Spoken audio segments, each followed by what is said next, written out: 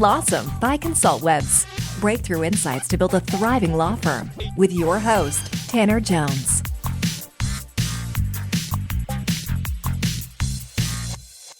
Hello everyone. Today on our show, we're talking with Charles Gaudet about how consumers find and hire law firms in a post-COVID world. Charlie is a well-known coach to 7- and 8-figure entrepreneurs, and he's the author of the book Predictable Profits. Charlie, thanks for coming. It's a pleasure to be here. Thank you. I'm going to start with a tough question for you. No softballs here. I'm ready, man. I'm ready. This is a big question and really on the minds of a lot of attorney advertisers. But as long as a client finds a law firm, why does how they found that law firm really matter? Well, all right. So that's a good question. A lot of things have changed in the last couple of years, right?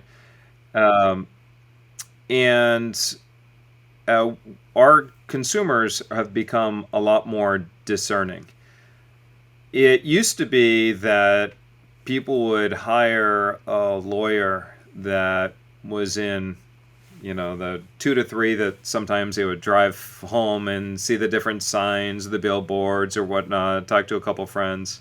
But what we're finding is more and more and more people have become more discerning. They're looking at between 12 and 14 different sources of information before ultimately making a buying decision. So they're leaving their employers, or they're leaving a particular attorney's website, and they're going through this cycle of exploration and evaluation and exploration and evaluation. So in terms of how people are finding their website, it's really at which part in that cycle. If somebody is going to get hurt, the first place they're going to go is perhaps on Google. And they're going to be looking for an attorney now on Google. And you want to be sure you're listed right on the front page. And that starts the trigger. And that trigger is like, you are the first known, you're the first person that I'm looking at. But then as they go through this exploration and evaluation, the next part is, how are you going to stay top of mind? Because they're going to be leaving you. They're going to look at your competitors. How are you going to stay top of mind? Or let's say they find a competitor first, which does often happen. How are you going to make sure that you're then positioned when they go back into the cycle of exploration and evaluation? Say they're looking at Acme Law Firm. Who knows? Maybe there is an Acme Law Firm. I don't know if one exists, right? Say they go to Acme Law Firm. And that when they go to this exploration and evaluation, you have to make sure that you're strategically positioned to be found in that moment when they're comparing Acme Law Firm against all the others. Does that make sense, Tanner? It does make sense, but let's peel the onion back a little further, because the traditional marketing wisdom suggests that finding and hiring a law firm is a linear process from A to B. You put a message out there and you get a client back. Relatively easy to monitor. Obviously, what you're suggesting is COVID certainly has maximized the complexity of this, but the internet, I think, has been a big driver in just creating more information for users to consume.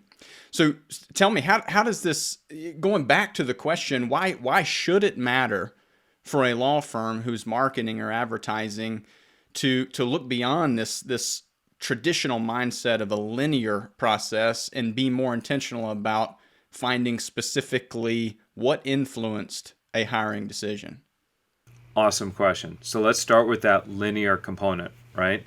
That linear buying process was formalized by what's commonly referred to as a marketing funnel. And the marketing funnel concept is one that people still today talk about on a very regular basis. And when they think of a marketing funnel, they look at the top, middle, and bottom funnel, and a typical funnel shape that you would see. Here's what people don't think about. When was that funnel actually created? And what I think a lot of attorneys are surprised at is when they find out that this marketing funnel that they've been using since day one, that all these gurus continue to talk about, that was created back in 1924. So Tanner, let me ask you a question. Has business changed much since 1924? I think we would all agree that business has radically changed. Right. So business has changed a lot since 1924. But our approach for many law firms has not changed. They're still using the same old model and expecting to get the same results. But buying habits today are no longer linear. They're more messy. As we talked about just previously, they start with this trigger. They're looking for information. They're going through exploration and evaluation. But the thing is they're not looking to hire just any attorney anymore. They're actually looking to hire the best attorney. And if you look at the trend since 2004, what you'll find is the term best has continued to increase year after year after year, all the way through 2020 and beyond. So it's not just about hiring any attorney, it's about hiring the best attorney. And there's a lot of different components, though, that go into the best, right? Part of being the best is also being the trusted. And how do you become more trusted? Well, for one, familiarity breeds trust. And how do you create that familiarity? You got to be everywhere. I would agree on that piece. Being in the marketing industry, it seems obvious, but yet the trends you're referring to, and that's an article, a study that Google did when you talk about the increase of the changes in consumer decision making and habits, but specifically the search volume of best increasing. And I think what's worth pointing out is alongside that trend of best increasing, we're also seeing cheap. The term cheap being used in searches decreasing over time, which is an interesting pivot there in how society has adjusted. And we talked about COVID, obviously, forcing some consumer decision changing or consumer behavior changes. How have you seen consumers hiring law firms, say pre-COVID, before this season, and how has that changed, or where are we at today in terms of how law firms are looking, how consumers are looking for law firms in a post-COVID world? Sure. It's a great question, by the way. In the past, prior to 2020, a lot of marketing was directed towards just getting the click, getting that initial click. And the buying process, from what we found, was actually much shorter. Consumers were discerning, but a lot less discerning, right? Post 2020, what we found is that it's no longer just about the click. In that Google report that you mentioned, the smartest researchers in Google recognized that, wait a minute, something's different here. How has things changed? And they put out this report saying, the marketing funnel, even the ones that used in 2019 that have evolved from the ones that was built in 1924, has changed dramatically. And the law firm today, it's not just about the click that happened yesterday. The law firm today really needs to be everywhere. They have to be everywhere in that moment of decision when the consumer is looking for research. Who's going to provide that research? Is it going to be the law firm that is providing the research that the consumer is looking for, or is it going to end up being their competitor that's going to provide the research that the consumer is looking for? If the competitor gets the first click, and your potential client is looking at the different sources of information, are you going to be found in those moments of consideration and deliberation or not? And so it's not. And by the way, one of the other components that I want to mention is there's been some massive changes with Facebook, where with iOS saying, we're not going to be tracking cookies. Google just announced recently, we're going to follow the same suit. So now all of a sudden these cookies are starting to go away. So I had a conversation with a gentleman yesterday. We're trying to figure this stuff out. And we're saying, okay, what have we found in the commonalities? There are several brands and several companies that have done well, and there are several companies and whatnot that have not done well. Let's look at the commonalities to try to figure out, what are those distinctions? And the number one distinction is that you got to be focused really on building that brand. And you have to be focused on really being known. And you have to be everywhere. And there's multiple components of being everywhere, which I'm going to geek out about because it's like critically important. It's not just SEO. It's not just pay-per-click. One of the things that ConsultWebs does really, really well is you've got this holistic type of approach that allows people to be seen on pay-per-click, which is great because if you want to get on page one, like day one, you could do that with pay-per-click, right? But then there's that SEO component, right? Which is great because now you can take up 2 spots in the top 7 or so. But SEO allows you to get found in other ways, right? And then there's social components and so forth. But you're allowing companies to build an ecosystem where I see you everywhere, and that becomes super, super deadly.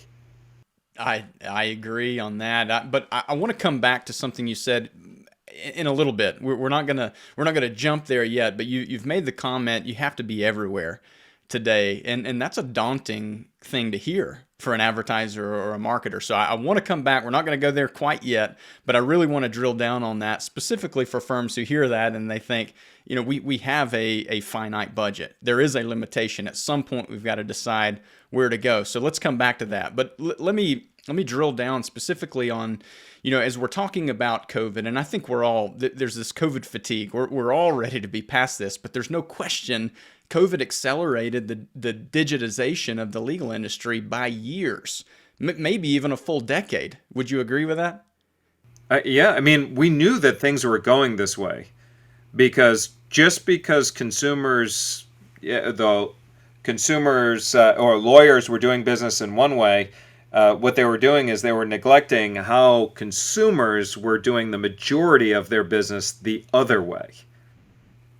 A B2B buyer and a B2C buyer, attorney client, and somebody who's buying, something for their home, are the way our behaviors are. We just don't flip a switch and, go from I shop this way at home, but now I'm going to shop some way completely differently. That's, there's a lot of overlap, but yeah.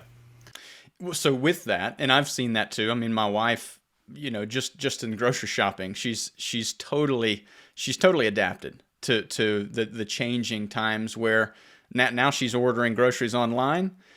She may show up to get groceries delivered to her trunk, but most often she may just have groceries delivered directly to her door.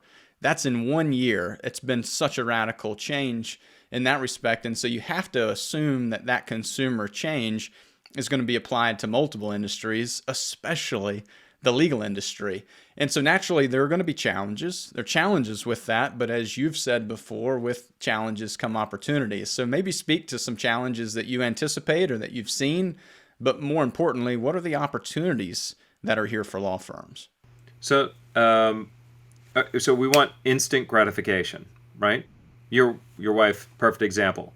She wants groceries. She doesn't want the inconvenience of having to make a list, get in the car, drive to the grocery store, go up one aisle, down the other, one aisle, down the other, stand in line, put groceries in the cart, have to come home, unpack it, you drag it in the house, and so forth.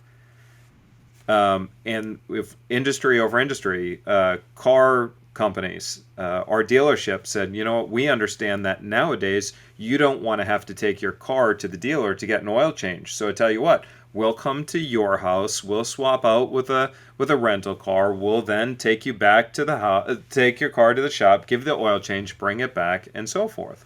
And so there's a lot more conveniences that make our lives easier.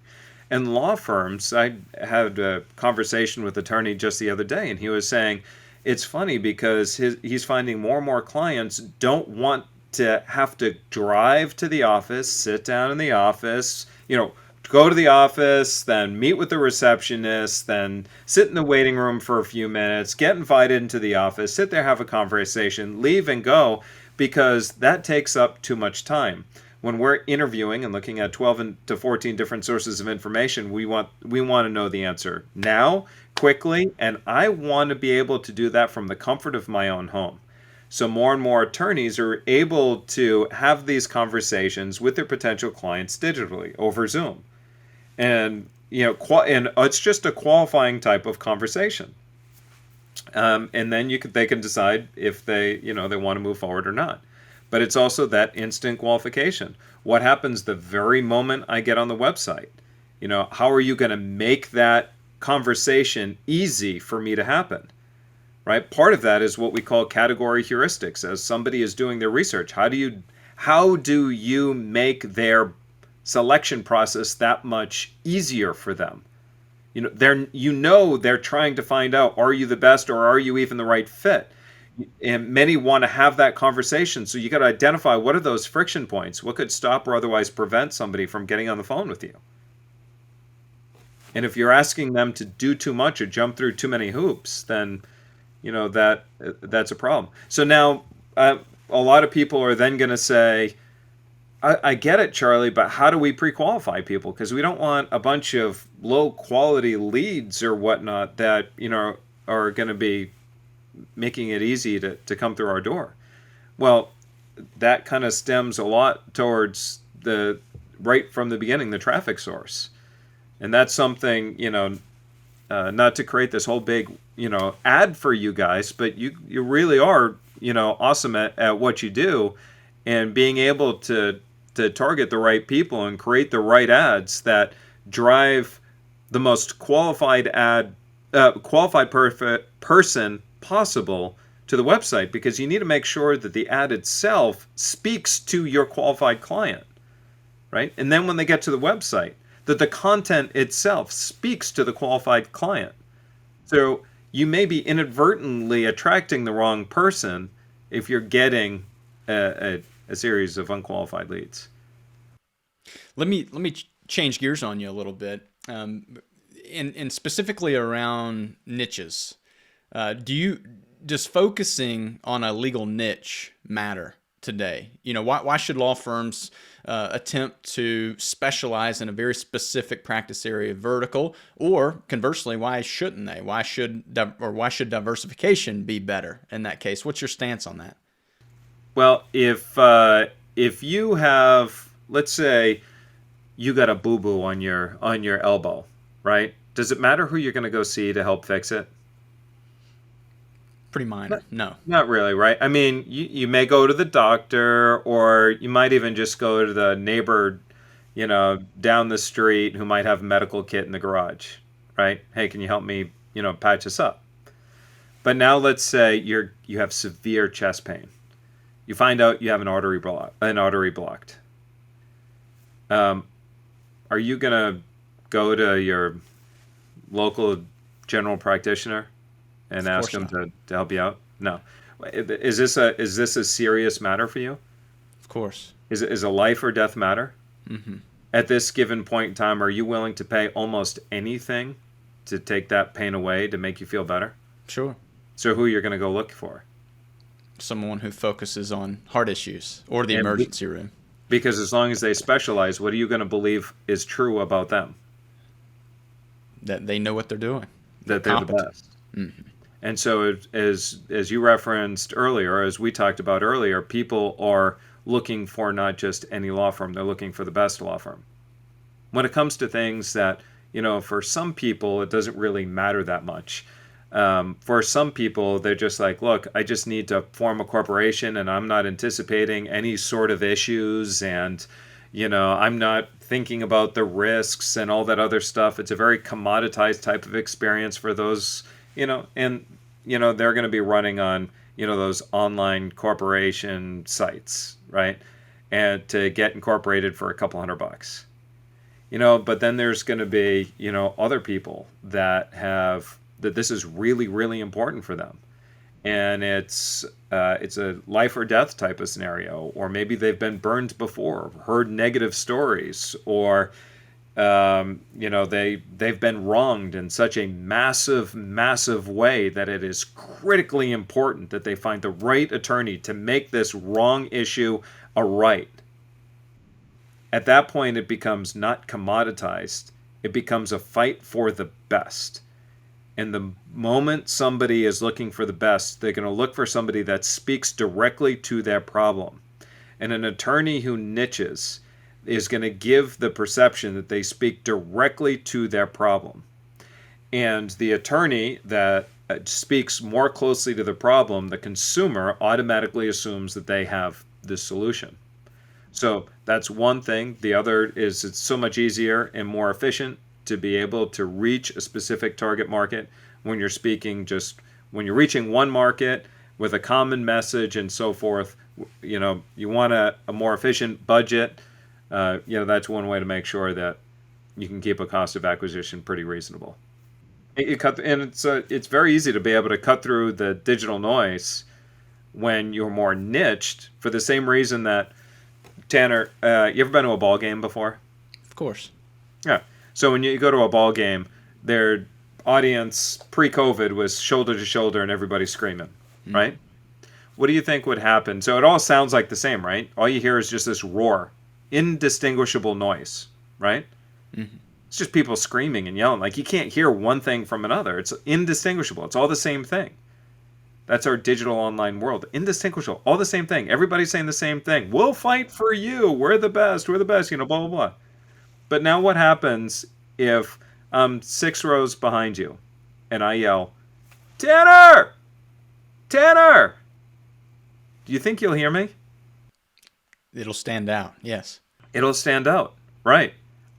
Just by saying your name in a sea of thousands of people that are screaming, going crazy, all it takes for me is to speak directly to you. Tanner! It cuts through all the noise, gets your attention, you turn around, and I get what I want.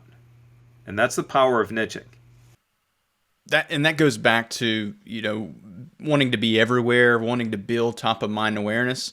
If you're attempting to speak to everyone, you're often speaking to no one individually. And so that's a powerful concept to be able to think of it from that standpoint when you're speaking very directly, very intentionally to an audience. Just like in the ball game example, they're going to hear that. They can hear that and they recall that, which is important.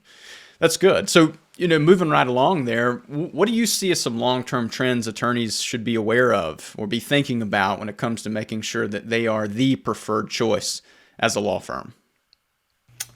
It's a really good question. We know just even from recent events that being the best is going to be absolutely critical.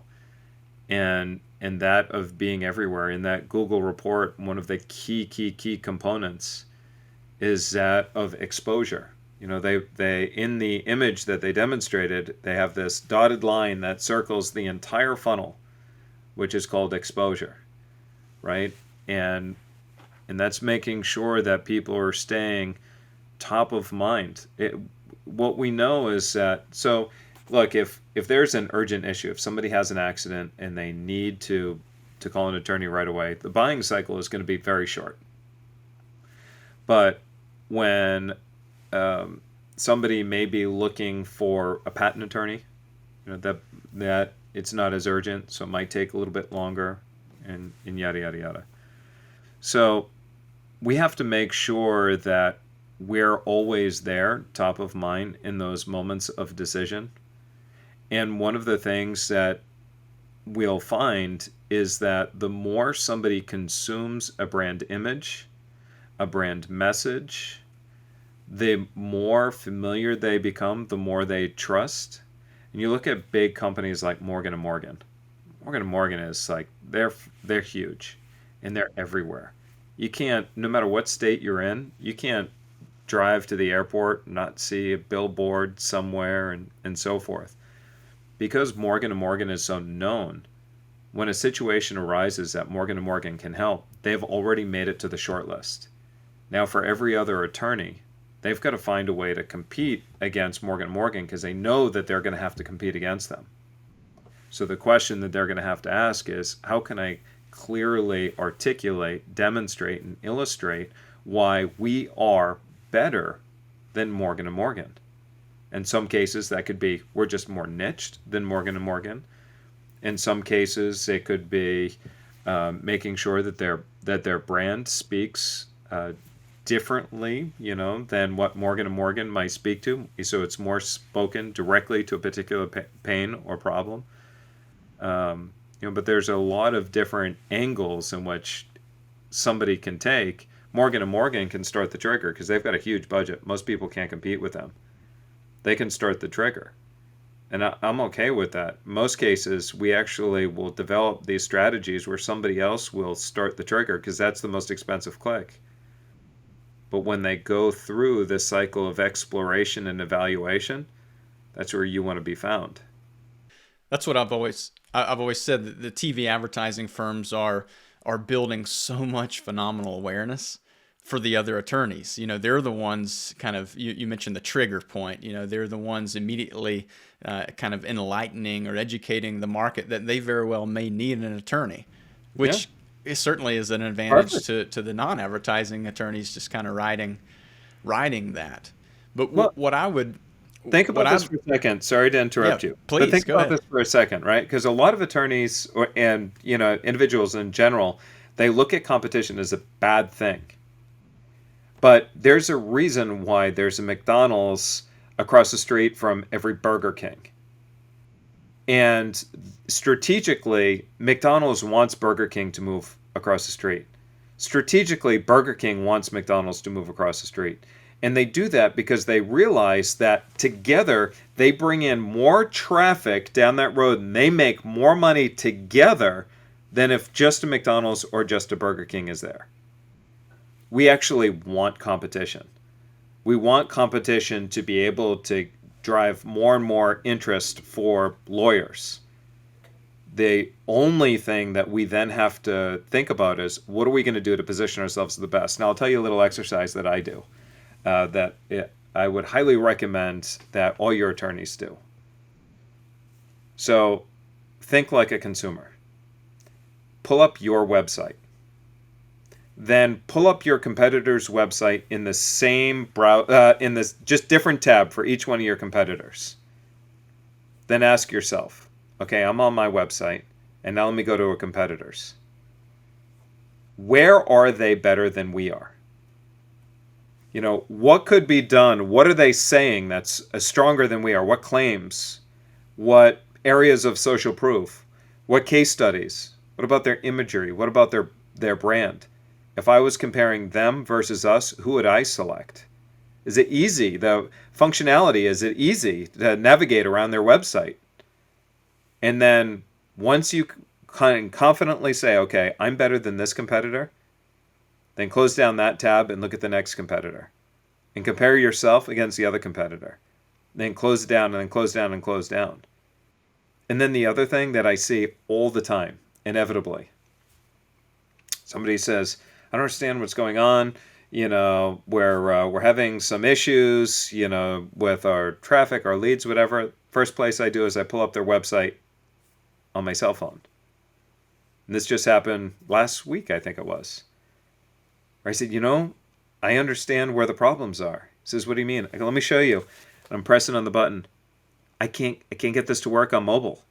It's hidden behind some other image. I can't get it to work. I can't call your company if I tried. The mobile experience is different than the desktop experience. So also look at the website and the mobile experience. And 60%, maybe you could tell me differently what you find, but so far we find about 65% of all traffic actually starts from the cell phone. Mm-hmm. Yeah. Often higher than that even. Yeah. Yeah. So what is, and I wonder how many people listening right now have actually pulled their website up recently on their cell phone to see what that user experience looks like. That's powerful. And those first time impressions make all the difference. And I love that kind of action step that you gave. It's very practical. It's very simple. Even if you're leaning on more, you don't have to be technical. Anecdotal thinking. The idea here is that a lot of decision making is irrational. It's all emotional based. And so, just going through that practice, being able to compare, what are they doing better than we are, and noting that, I even see the value of kind of just a very simple list of columns of competitors, and noting what you're doing better than they are, and vice versa, what they're doing better than you. And that's going to give you a short list as a law firm on the key areas to truly focus on, to define what are our differentiators and why are we the preferred choice. I was talking to an attorney the other day, and we're having a conversation, and he said, "Have you been on my website?" I said, "I'm trying." He says, "What does that mean?" I said, "I'm still waiting for it to load." And he says, "Wait, what?" I said, "I'm still waiting for it to load." Think about how much business he's losing. And my brother, he used to work for Amazon. And he said, "Do you know Amazon will spend millions of dollars trying to increase the speed by point one of a second, percent of a second, or something like that, right? They'll spend millions of dollars." And I'm like, "What?" He says, "Because every little bit of time, what they found that somebody has to wait, they end up going away, and they end up leaving." So even something as simple as, how long does it take for somebody to scroll through to load your website, then to go from one page to the next page? Like, do they have to sit there and wait for the web page to load? Like, there's so many things that we have to look at. The common theme that you and I have discussed so far today is all about that experience, right? It's from that initial experience. So it's not even just the click. It's not even, just being found. It's also what happens when they get to the website. So both the UI UX, right? So both does it load quick? Do the buttons work? Does it look good on mobile? To what is the message that's being articulated? Are you the best? Why are they making the right decision? How well do you speak to their problem, which ties on to the niche? To now, when I jump off your website, to look at your competitors, because that's the way we all do business, right? We look at the reviews, we look at, we want to make sure we're making a smart decision. How are you going to bring them back? Stay top of mind. Even if I want to talk with you, how easy is it for me to talk with you? Am I going to call your office to get an answering service? My gosh, call your office if you haven't done so. Ghost shop. See what it feels like. You may find yourself embarrassed. But call your office. See what that experience feels like. Are you going to make it easy to schedule an appointment? Can I do it digitally? Because that's when most shopping has been done over the last, year and a half plus. And so we're accustomed to doing it so much we're not even going to our own grocery store to get our groceries. There's no question. We started the discussion around a linear decision process, and you've just completely slaughtered that idea and where we are today. It's clearly more complex than that. But, big picture with marketing, I think a lot of law firms, going back to the linear concept, they like to see things or at least try to see things in the most linear way or simplest way to understand it. And a lot of us in marketing, it's often we're looking at it from the standpoint of, is this a lead generation tactic or marketing strategy, or is this a branding strategy? And a lot of law firms are getting hung up on, where to prioritize efforts, directly in lead gen or directly in branding and top of mind awareness. So when should law firms focus more on one or the other? Do you have any thoughts on that? I don't know that it's mutually exclusive, right? You can build a brand while at the same time doing lead gen. Here's what I do know. You can't close a cold lead, right? And so, in the very beginning, that trigger is you're going to want that to be largely focused on, the brand, and as opposed to, if somebody is hot enough, they're going to fill out the form and create a lead. But if you look at the way that you shop, you're not going to fill out the form and, create a lead until you're ready to be sold. And usually that comes further down the line. So, Tanner, I'm going to ask you a question. This is going to be on a personal note, okay? So, when you met your wife, would it have been more appropriate for you to say, "Excuse me, can I buy you a cup of coffee?" Or would it have been more appropriate for you to say, "Hey, can I take you away to a weekend in Paris?" Both are desirable, but which one, on a very first contact, would your wife most likely have responded to? The coffee, of course. Can I get you a coffee? Right. Because she doesn't really know who you are. She's not really willing to make a big commitment, but she's willing to say, "Okay, I'll have a cup of coffee." And then after the cup of coffee, you'll say, "All right, can I take you out for dinner and a movie?" And then after dinner and a movie, there's a series of other larger, commitments until, down the road, it's, "Would you like to spend the rest of your life with me?" And so law firms have to look at this as a journey. Not everybody's, as much as it's appealing to say, "Hey, can I take you away for the weekend to Paris?" Not every person is ready to go to Paris right off the bat to somebody they don't even know. What they're willing to do is they're willing to go to your website and look around and see what you're all about. And as they start to look at all the other options that are available to them, then they finally say, "Okay, you know what? You guys aren't that bad. I'm willing to go that next level with you." And what I mean by that is I'm willing to have a phone call. But I'm still not going to commit to anything just yet. Just want to see if it makes sense. And we'll have the phone call, and depending on what that experience is like, you're going to go on further.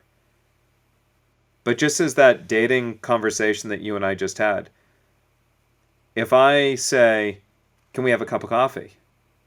and that experience isn't good. If I say, "Hey, Tanner," or if you say to your girl, or this girl, can I buy you a cup of coffee?" and she says yes, you say, "Great, meet me at Starbucks at 2:00. And she gets there. She's so excited. She gets there a few minutes before 2. She's looking at the clock. 2:05. Now she's starting to wonder if you're going to show up. 2:10. You finally walk through the door. You're like, "Hey, you ready for the cup of coffee?" You've just soured that experience, and your chances of doing something deeper is gonna be bad. Or let's say, you say, "Can I meet you for a cup of coffee?" and you show up right at 2:00, but you're on the phone. And you're like, "Hey, I'll be right there. Hey, so, blah, blah, blah." And so the girl's just sitting there and she's looking at you like, "Dude, the heck, I'm here." And while that might actually sound like an extreme example, how many times have you walked into a law firm's office and the receptionist is on the phone and you're standing there and you're staring at the receptionist and the receptionist is like, "1 second." And you're like, "All right, well, this experience right now is not making me feel very welcomed." But it's or you call the office. You go, "Hold on one moment." And they put you on hold. 5 minutes later, you're still sitting on hold. Yep. Or they answer, "Law firm," very generally, and put you on hold. Yeah, you're right. You're right. And I hear all of that, and I think that our listeners absolutely can hear that. But admittedly, as I hear it, it puts a lot of pressure on a law firm.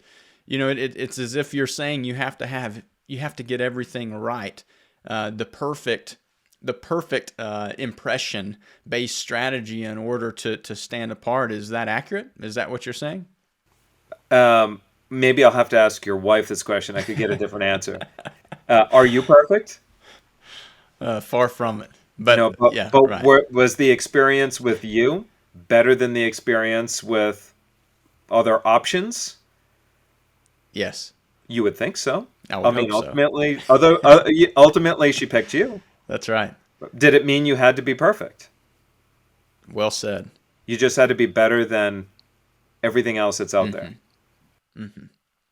I think that helps take the pressure off a little bit. But I think what's important, though, however, is that if you're not committing striving toward perfection in all of those layers, you better believe the Morgan and Morgans of the world are. Yeah. Branding is important for law firms. There's no question about that. And this discussion hopefully has helped kind of shine some light on, branding versus lead gen. But what are some ways law firms can use branding to position themselves as a long-term? We've talked about the preferred choice as a law firm, but can you give some actionable steps on branding strategies to truly position yourself as the preferred choice? So there's a lot of different angles that we could go there. We can go there from a media angle, right? Because familiarity breeds trust. We know from the laws of effective frequency, it takes 20 brand impressions for somebody to go from, I don't know who this law firm is. Examples of media being like Facebook, YouTube advertising, things like that. Yeah. So any brand impression, right? So we know that, it's consumption of content, brand message, and whatnot that drives conversion, right? So any sort of brand message or brand impression helps to create preference. So you may think of a company like IBM. Well, IBM became so well known that, there was that old saying that was created, nobody ever gets fired from buying IBM, because it was just so well known. It was a secure, safe investment. Everybody knows them. But then, so that is one critical component. Branding, you talked about niche earlier. That is also very, very, very important. When it comes to being the best, staying on top of current events. There's this saying, I talk about this in my book, where LASIK eye correction, is now my computer's going to start dinging. No matter how many times I shut these notifications off, they still keep coming up.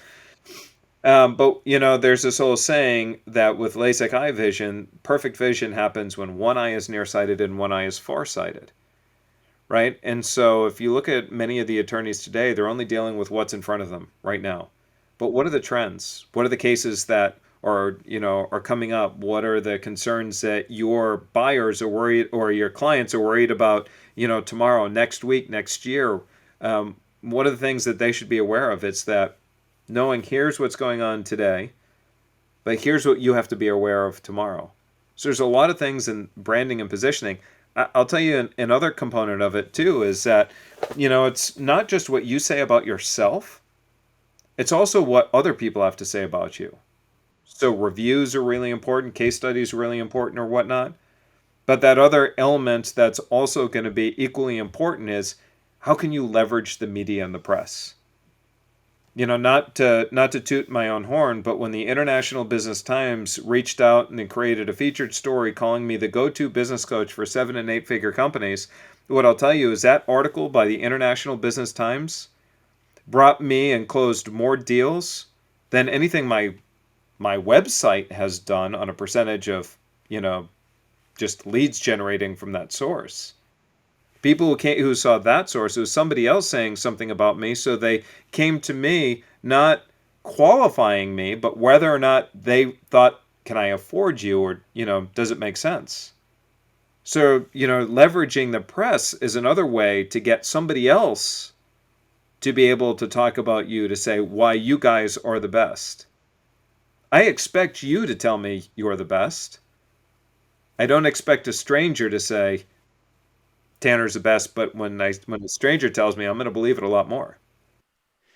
Well, that study that Google came out with around consumer decision making implied that authority bias and social proof were 2 of the primary 6 categories that influence decisions.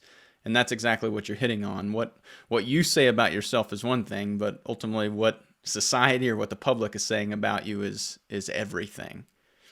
And I'm going to need that when I'm looking for the best. I want the validation that if I'm going to put my money, my time, my livelihood, my whatever my reputation, if I'm going to put all that on the line, I'm going to make sure that I'm working with nobody but the best. This is all well and good, but I want to end with potentially a tougher question here. And this is for the listeners that may be hearing all this and saying it's all well and good, but coming back to the concept of every firm has a limited budget.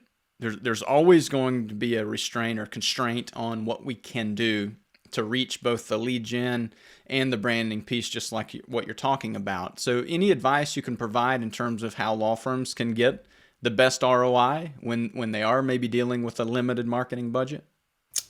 Yep, perfect. So if I take a bucket of say red dye, and I dump that in the ocean, what happens? Will you see it, or will it go away? You would see it temporarily, but yes, it's going to go away. Temporarily go away. If I take a bucket of red dye and I dump it in the swimming pool, will it turn the swimming pool red? Yes. Yeah, it will. And so that bucket of red dye is your marketing message in a limited budget. And if you want to find a way to make the biggest impact possible, I mean, if you dump it in a bathtub, it's going to be a deep red, right? So you have to make sure that you reach the right market. You don't want to reach the ocean, go too broad, too quick. Have that niched market speak to a very specific need. It could be a niched market within a niched geography. And it's also important, it's not just, you don't want to be diluted. You don't want that message to be diluted to say, you know what, we're going to spend all our money on Google search. We're going to spend all our money on just SEO, because that's only one spoke in the wheel. Ultimately, when you have a very niched, very narrowly targeted market, you can get away with so much and be everywhere at the same time. And by leveraging retargeting and SEO and pay-per-click and, other different traffic channels, Facebook and social media and all these other components, you want to be ultimately everywhere. And there was a study done. Actually, one of my clients pointed this out to me, and he says, Charlie, what's fascinating is it's never about, Google plus Facebook. It's actually, that math isn't right. And now I'm sitting there going, all right, what do you mean by that? It's not right. Because it's a multiplication factor. It's a multiplication factor. It's Google plus Facebook, parentheses, times a multiplication factor. It could be times 1.3 up to times 1.6. The more spokes you have in the wheel, the more channels it creates a multiplication event. And we've been talking a lot about branding.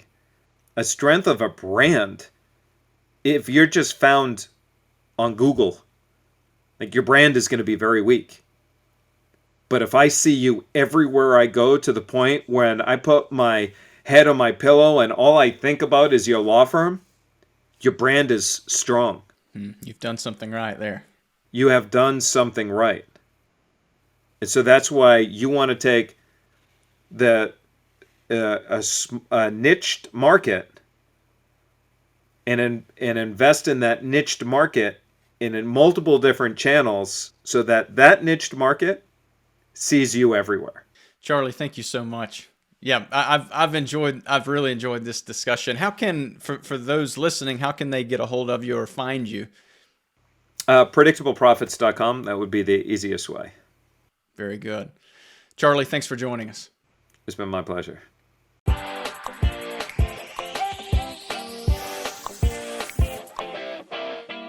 Lawsome by ConsultWebs with Tanner Jones.